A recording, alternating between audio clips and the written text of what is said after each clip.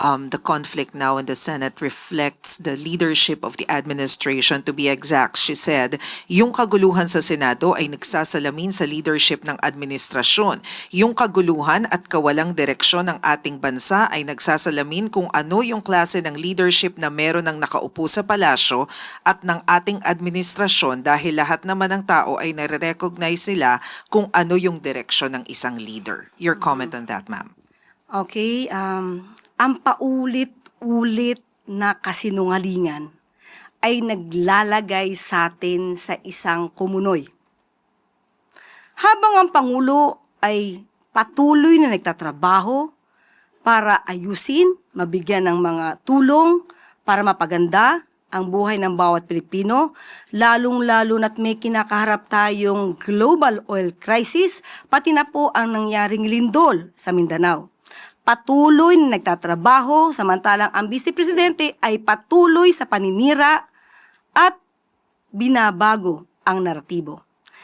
Ang dapat natin tandaan, ito naman ay nasa records. Ang putukan na nangyari sa Senado, hindi po ito pinag-utos ng Pangulo. Ito ay may pagsang-ayon si Senator Alan Cayetano. Inamin din naman ni Senator Bato de la Rosa kung bakit pinilit na siya'y pumunta at bumoto. Una, to change the leadership. Pangalawa, for the impeachment. So ang mga tao sa likod na to, ang lahat ng ito, lahat sila yung nagsasabing dapat na ibasura ang impeachment. Ito ay lahat para sa proteksyon ng Vice Presidente. Ang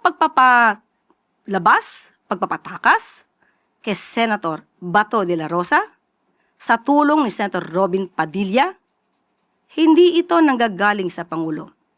Ang dalawang sinabi nating senador ay kaalyado ng Vice Presidente.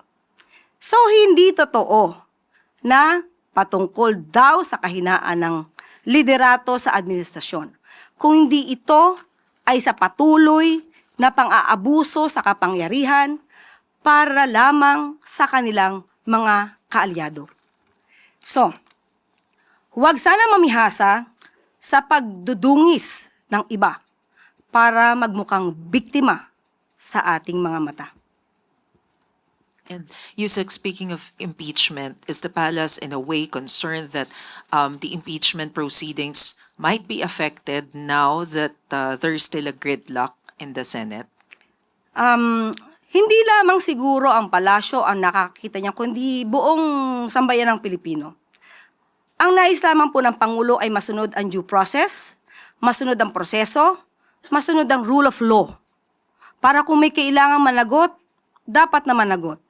Kung kailangan na malinis ang pangalan, dapat linisin ang pangalan. So, yun lamang po ang concern ng bawat Pilipino. Dapat makita natin ang katotohanan, hindi sa pagtatago gamit ang kasinungalingan.